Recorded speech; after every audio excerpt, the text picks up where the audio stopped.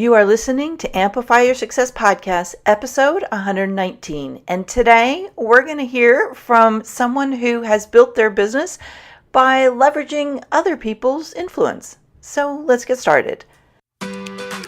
Welcome to the Amplify Your Success Podcast. Hey, are you a thought leader, creative entrepreneur, or change maker and want to magnify your impact, boost influence while creating a financial abundance?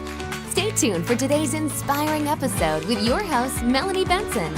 Hello there, inspired entrepreneurs, business leaders, and influencers. It's Melanie Benson, your host of Amplify Your Success Podcast.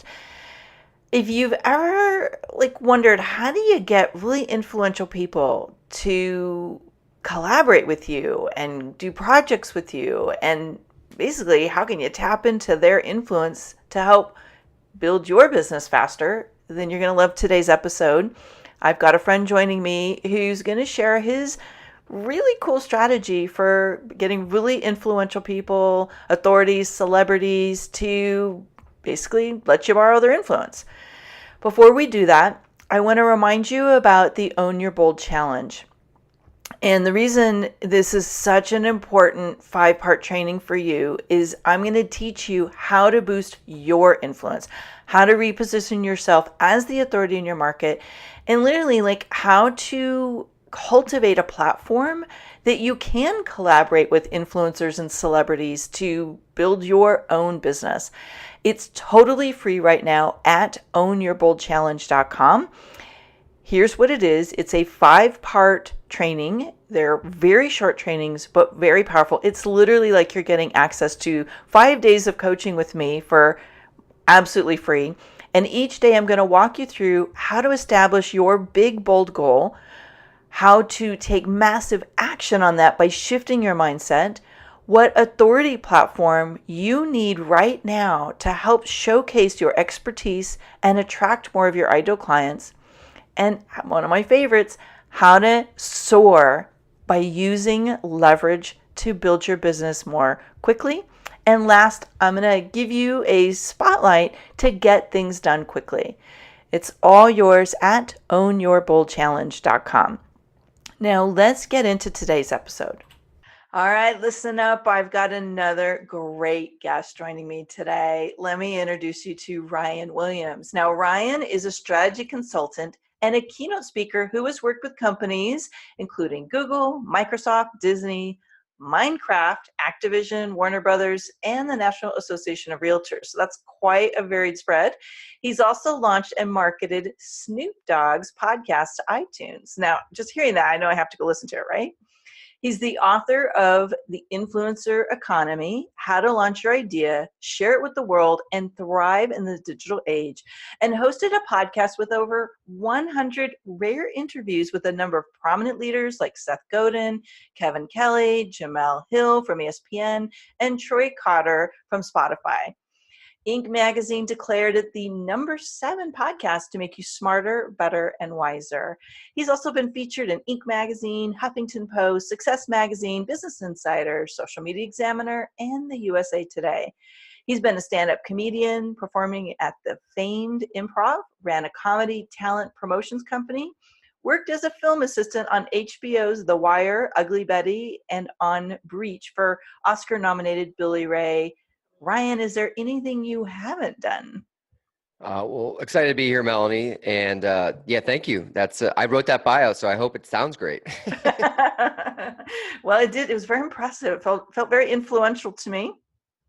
Yeah, I've definitely had a lot of career paths. And luckily now we work in 2019, 2020, and a lot of your different career paths, help become one larger opportunity to really forge your own path and grow your own influence. Yeah, that's right. And it probably gave you a nice foundation for what you're doing today as a consultant and keynote speaker. I mean, you've dealt with a lot of influencers. Your background's a lot about influence.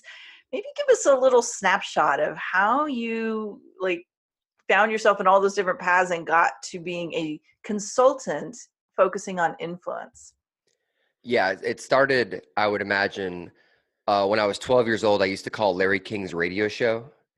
And I was very curious kid in Des Moines, Iowa, probably because it was freezing cold outside and not a lot to do in the winter.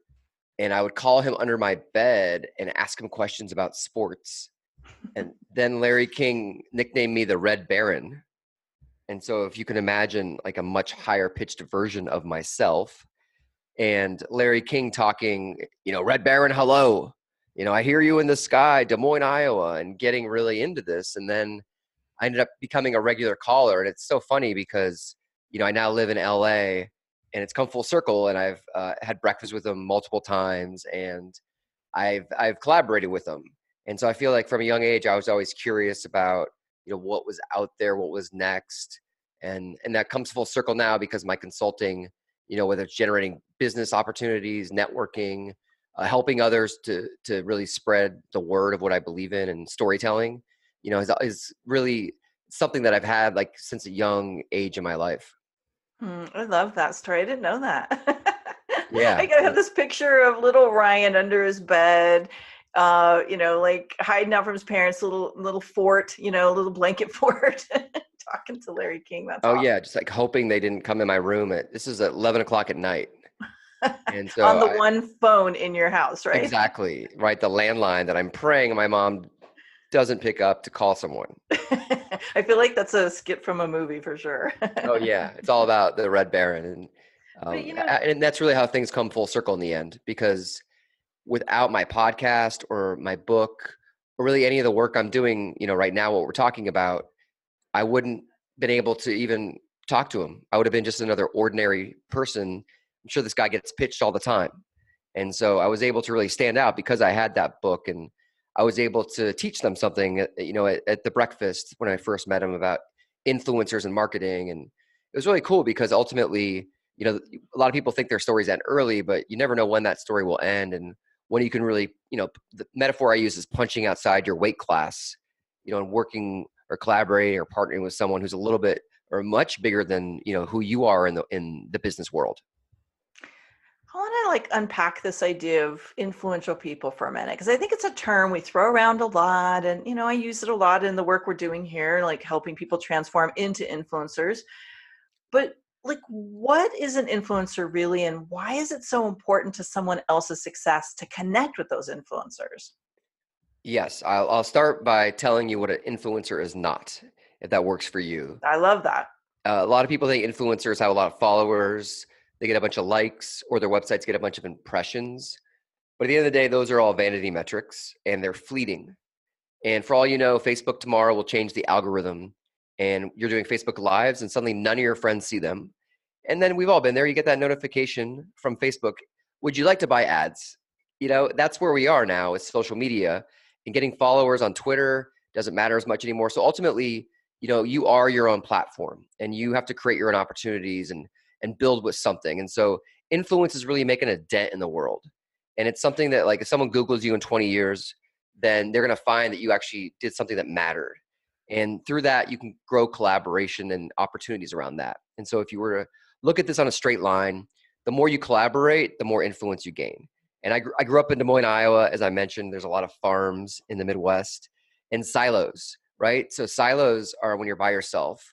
And I studied this for years and interviewing people and researching it, that the more you do collaborate in the modern digital age, the more touch points you have.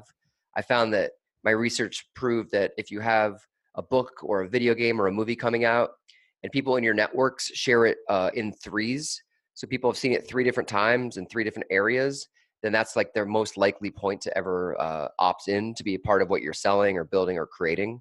And so all that stuff, really comes together.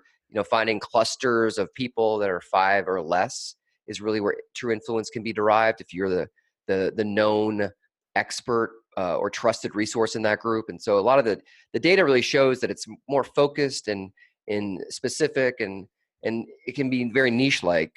But at the end of the day, it's really not Kim Kardashian and having Ashton Kutcher tweet your product or having Lady Gaga like your Instagram photo. Like, none of that really matters at the end of the day. Yeah. So, what I'm extrapolating out of that is that these are people who are actually making things happen. And, one of my definitions of influence is like you're inspiring other people to take action in your life in some way. And so influencers are people who they're kind of making stuff happen by inspiring other people to make things happen. Right. And they're taking what can be a small idea, and seemingly overnight it becomes world changing. And Mm. that's just how things spread on the internet. Malcolm Gladwell has talked about this with mavens, the people that can jump on the phone or email a bunch of people or post on social media to connect you to their networks. And at the end of the day, yeah, it's an inspiration for you to take an action and create something bigger than yourself. And because of the influencer, you feel a part of the journey and the story, and it is a true opt-in, collaboration. Yeah. Let's dig a little bit deeper into this idea of platforms. Because when we were talking in the green room, you were mentioning, like, do people really know what that means, right? And I think they do, but let's talk about some of the more common platforms and why you picked a podcast and a book to really build your platform around. Right. Yeah. Definition of a platform for me is really, it's like a foot in the door. It's really to get your credentials, your credibility, and you're going bottom up often. You can't buy your way into that room you need to get into at times. You need to really pay your dues. And I find that a platform like a book and a podcast were collaborative. I recommend anyone that wants to do either to think about how their podcast can turn into a book or how you can reverse engineer your podcast while you're developing the book. And ultimately, I felt like that was a great symbiotic relationship. It allowed me to really, use that metaphor again, like out punch my weight class. And I could pitch people for the book, and then they were going to come on my podcast, and I got clients from it. I have a funny story. This guy, Nir Eyal, have you heard of him? He wrote this really great book called Hooked about how to build products that are habit forming. I've heard of the book. Yeah, he's a really smart author out of the Bay Area, and I emailed him out of the blue, right? I'm a big believer in cold emails and just pitching and presenting yourself in a way that's win-win. And I emailed him, asked him to come on my podcast, and told him I lived in Southern California, in Los Angeles. And he wrote back, "This is weird. Can you pick me up from the airport? I'll be there in 3 weeks for a speaking event. I'll give you a free ticket." And I was like, wow, that is really weird. This is very bizarre, but I ended up getting him from the airport. He was a great person. He mentored me. He actually became a client of mine. I helped market and launch his podcast on iTunes. And now we're friends, and he's, referred me opportunities, and I refer him opportunities. So at the end of the day, like, really putting yourself out there, getting a platform and getting a bigger vision is what I always, think is what the research shows. There's dreamers and there's doers, and there's also incrementalists. And this guy, Scott Belsky, wrote the book, Making Ideas Happen. And the visionary big dreamer often needs a doer to help them execute. And then the doer is the one that drives everything forward and moves the ball down the field. And then, the incrementalist is someone that just sort of has a lot of projects. And I identify with that. I'm sure you do too. Just you feel like maybe you're watering down something because you're all over the place. And so you need to figure out, like, are you a dreamer? Are you a doer? And then, if you have that bigger vision, then what is it to execute on? And then how do you make something that then becomes a bigger vision, which is really exciting. And that, either ways are how you can develop a platform. Yeah, I love that. So it's the dreamer, the doer, and the incrementalist, if I can even say it properly. I'm probably a combination of the doer and the incrementalist, but then I kind of like to hire doers so I can focus on the creative part. But, as you're listening in today, come on over to the show page at amplifyyoursuccesspodcast.com. Tell us in the comments if you think you're a dreamer, a doer, or an incrementalist. I think this would be a really interesting conversation to kickstart. All right. So now I think this is really interesting, knowing what your energy is and how it relates to your platform. But I want to unpack this idea just a little bit further of, you've got a podcast. Now, where a lot of people get stuck is, so who am I going to talk to? And you had no problem on getting some really big names like Seth Godin and Lady Gaga's former manager, Troy Carter, and I'm sure a lot of really interesting people. How did you pitch people like that to come on your podcast? Yeah, it was really remarkable how it happened very quickly. And I was able to really put myself out there. And the first thing is I had this big vision. So I'm selling people on the book, and people love to be quoted in books, right? No one wants to write a book. They want to be in the book. And so I would pitch people on my big vision, say, come on the podcast, and then you'll also be on part of my book, hopefully, right? And then secondarily, I was early. And so podcasts were a bit more rare 4 years ago. And so this is before Serial and all these big episodic shows came out. And so people didn't really know what they were doing. And so they were just excited to be talking to someone. And then the third, obviously I'm a good host. I I don't want to undersell my work, but at the end of the day, like the early adopters often have a first mover advantage as well as disadvantage. But for me, I really could get out and get Adam Grant, this great Wharton professor, author of the book Give and Take, who's brilliant. And I got all these YouTubers at first that had huge followings, and they would tweet it out to their networks, and they were gamers and vloggers and all these people that really wanted to get behind it. And then my friends were sharing it on Facebook. So then they became really understanding of what my bigger vision was. And really the final piece of the puzzle is the podcast suddenly turned into, I was getting speaking opportunities. I had the book, I was launching online courses, and they just fed into each other. And the social proof that the podcast gives you really validates you for other people. And anyone listening, don't be afraid or nervous, like that you have 0 listens on your podcast. Like, no joke. 2 people have ever asked me how many listens I had. One was actually Larry King, and one was another guy who was over his 70s in the music industry. So yeah, I think people, they want to do it, go for it, or also, guest on other people's podcasts. That's a great way to dip your toe in the medium. Yeah, I agree. And for some people, it's not about starting a podcast. It's leveraging the podcast platforms already out there, which you're saying there's a gazillion of them now. Right. And, pick wisely, pick the ones that are really going to showcase you in a expert and authority positioned way, which is what we're doing here, right? Absolutely. No, totally. I recommend people not start podcasts right now. And I don't know, how long have you had your show? Well, I've had a show for probably 6-7 years, but this one's about 3. Yeah. So you're old school. Yep. And the funny thing is, I don't know if I would give myself the advice today to launch a podcast.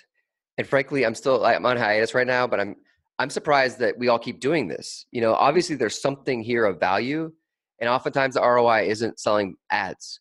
It's having that quality conversation that we all crave. Since the era of Socrates, it's all been about the conversation. So this really takes it back to the original, old school days of, storytelling and how to help one another through relating to one another.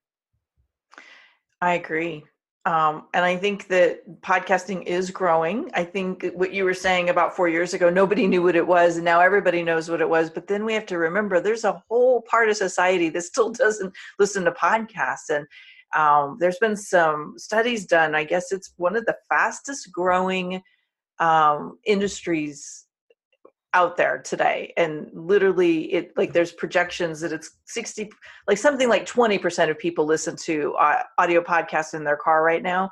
And they're projecting by the year 2000, in 3 or 4 years from now, that it's going to be up closer to 50-60%. So I think we have some room to grow still. Oh yeah, absolutely. Yeah. And the key is like going back to that influence thing, right? It's like, how do you tap that influence and position yourself as the podcast to listen to rather than just more noise out there? Right. And it's like that word, the phrase, be a trusted source, or be a trusted member of a community, or just building trust with other people through your podcast. That's what matters at the end of the day. And sometimes you have superficial conversations like kind of like going on the Tonight Show, right?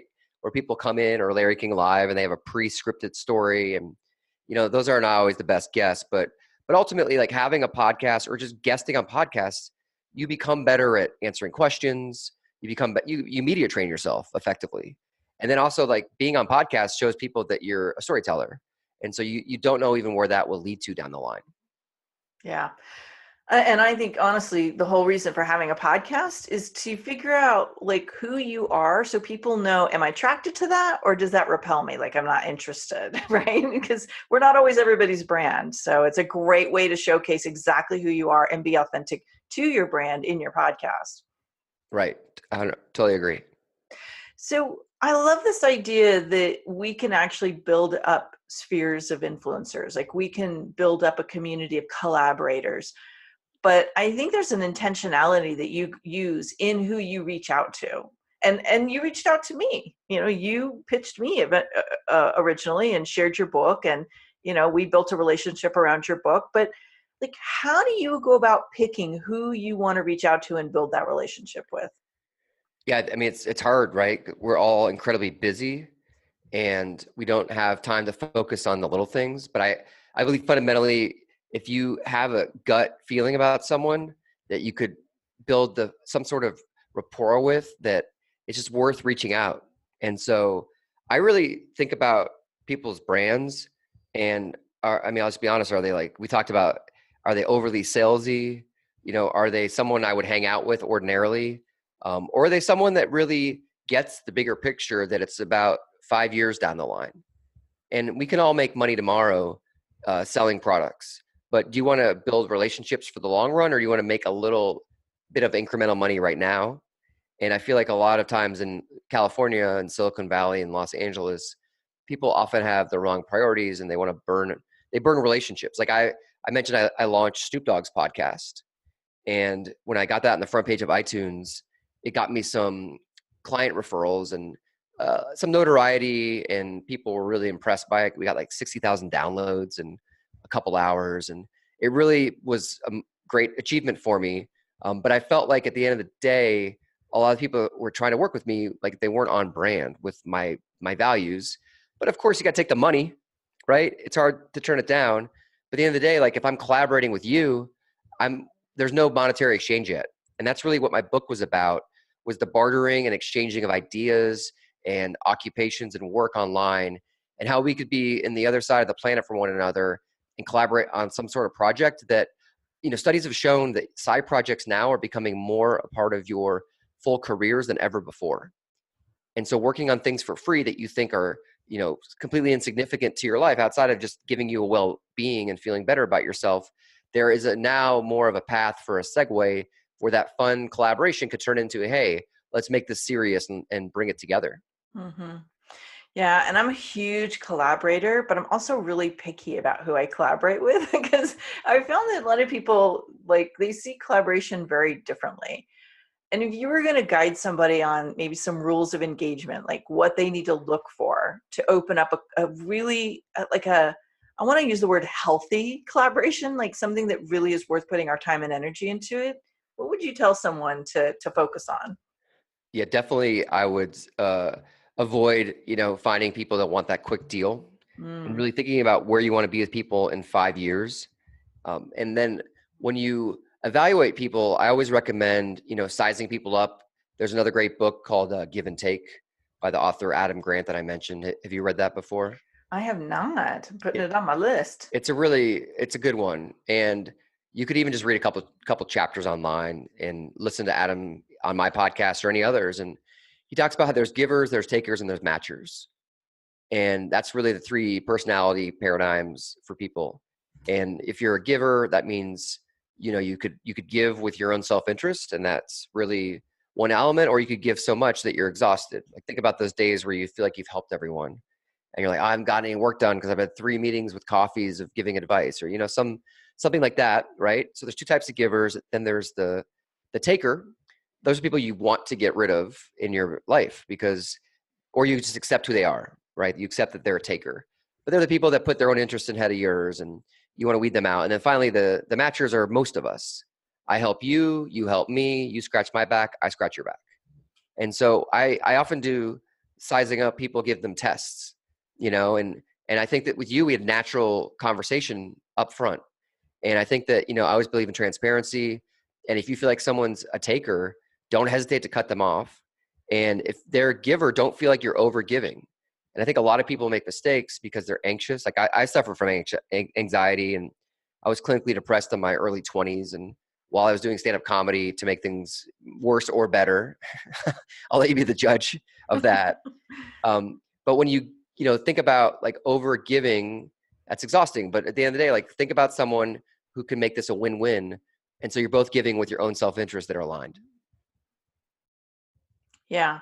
And I think, just being clear, like what is the collaboration idea, and letting it evolve to where it's supposed to be versus trying to make it the very thing that you think it's supposed to be. Like sometimes people get so locked into this is the way I think it's supposed to look, they miss the best collaborative opportunities. Yeah, they totally. I mean, if you think about like if it's on your terms, it's not going to work. Mm-hmm. But if it's on mutually agreeable terms, that's more likely to work. And you also don't want to take advantage of people. Like that doesn't really help you in the long run, to just because then at the end of the day, like this person isn't really getting value from your friendship or your relationship, then, you have to find ways to help people. I'm a big believer in that kind of the shared humanity of all this and how we're all in this together. And I feel like if you can help someone else at the end of the day, that's better for everyone. And some people could say, Ryan, you're being a little naive, but I think that's the only way I can live my life. Otherwise, I feel like I don't want to be taking from someone to give something to me. And so I've always, understood the power of introductions and how helping others, if you can connect to like-minded people, that only helps you in the long run. And so with you, we started conversing, I believe, on Twitter. That's right. We did. Which is a rarity for me nowadays. But you just look like someone, based on the professional nature of your work, that was worth having a conversation. And that's, at the end of the day, like where all this, starts from, is one conversation. Yes, I agree. And I think that's another example too of like allowing yourself to be seen. Right. So if you can't be seen, influencers can't see you and reach out to you, and trust that gut. Like there's a lot of people that I just don't open the door. Like, it's like, I'm like, yeah, this is feeling really high pressure. I don't know. But, just being natural and saying, hey, I loved what you did. And I think this is a great strategy to replicate, is you shared your book with me. Right. Literally, I have had people try to pitch me on my podcast and then tell me I need to go buy their book. Really? Right.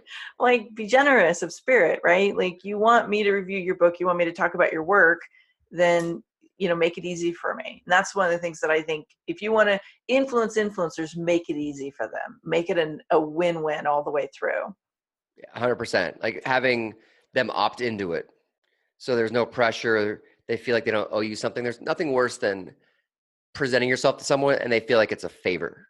Mm-hmm. And they feel like that now, okay, I checked this off the list. I helped Ryan. So that's it.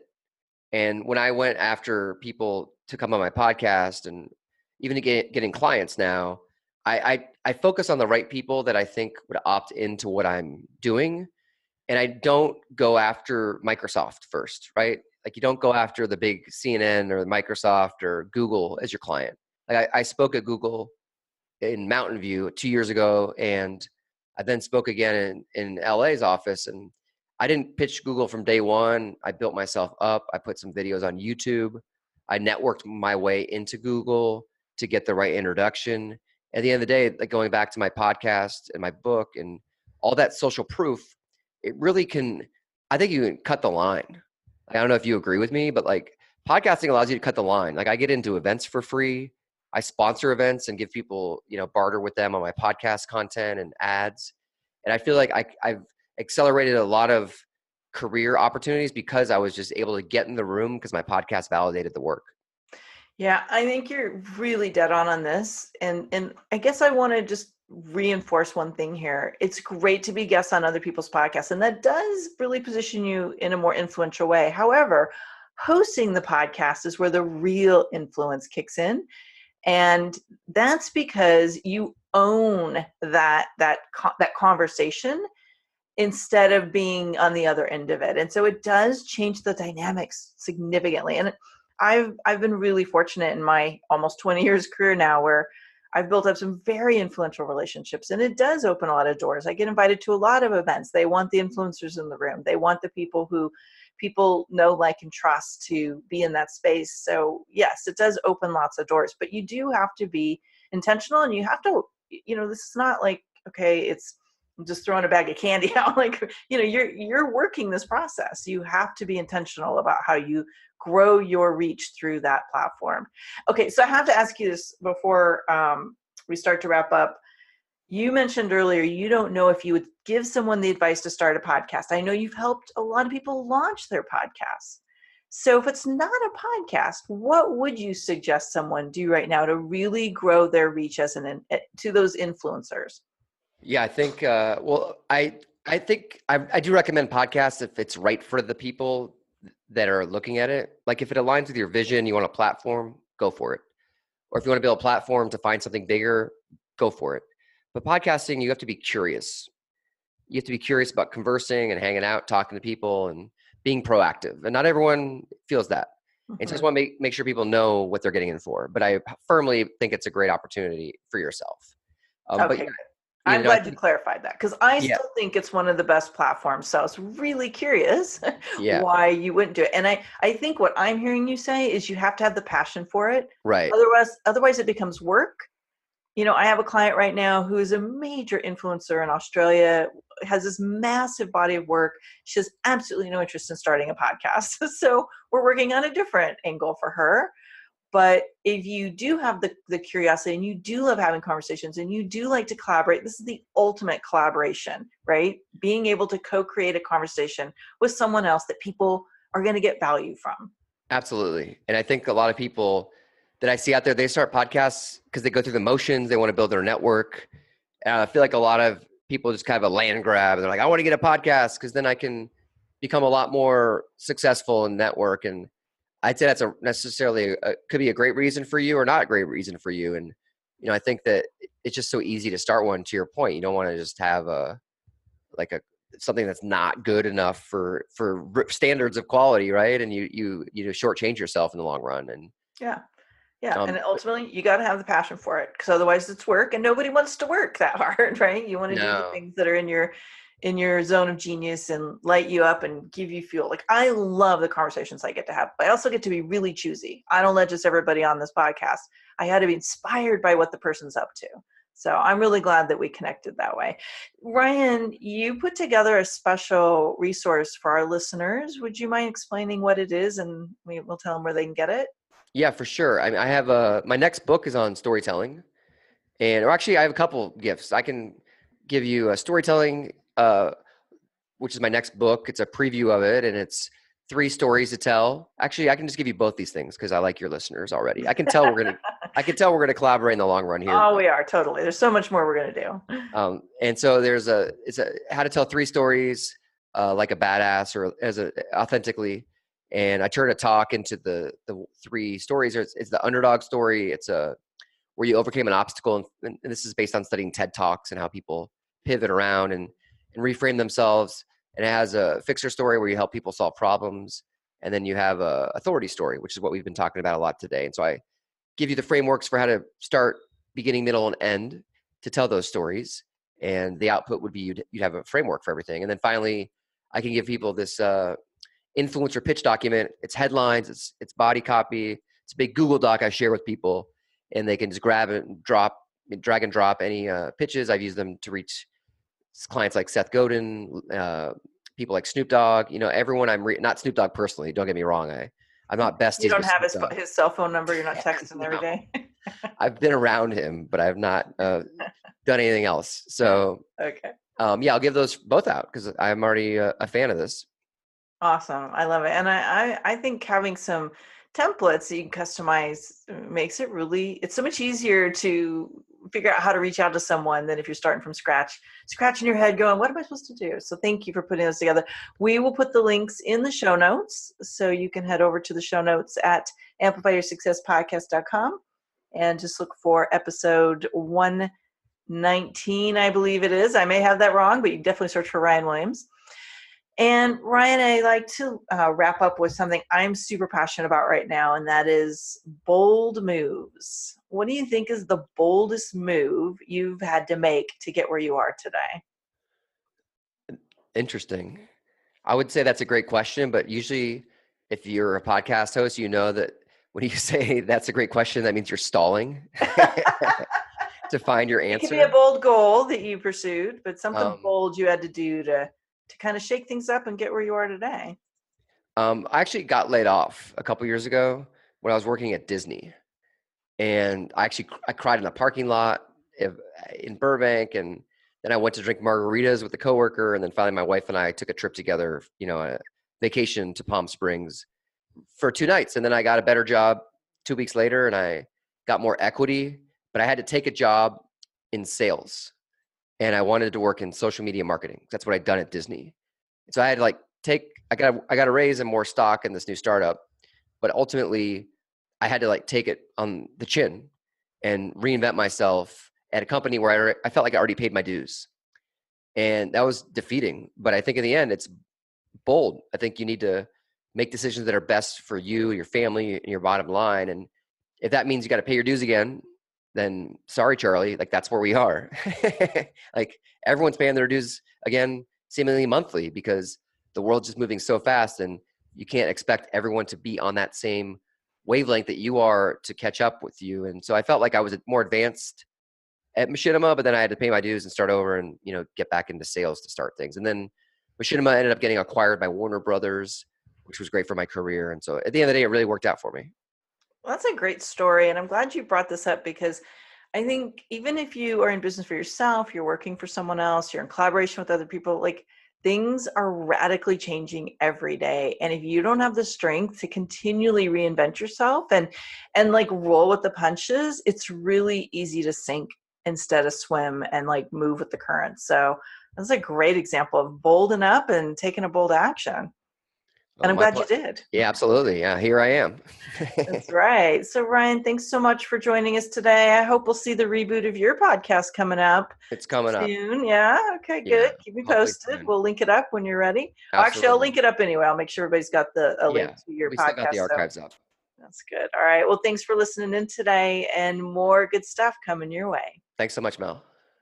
This is Melanie Benson, your host. Thanks so much for listening in today. If you want to catch up on any of the show notes and circle back on any of the resources we shared in today's show, head on over to the show page at amplifyyoursuccesspodcast.com. And remember, you amplify your results faster when you're in a community of other people who are moving and shaking. Join us at amplifyyoursuccesscommunity.com. One last thing. When you've gained insight from today's episode, help us share that and inspire other people by heading over to iTunes, subscribing, and give it a review. iTunes absolutely loves seeing these reviews pop up, and it actually helps boost my show's visibility. So I would be super grateful for your reviews. And as always, I love seeing your shares of these episodes on Twitter, Facebook, and Instagram. Come find me over there. Tag me in your shares. I'll give you some social media love right back. So see you next week for another inspiring episode of Amplify Your Success Podcast.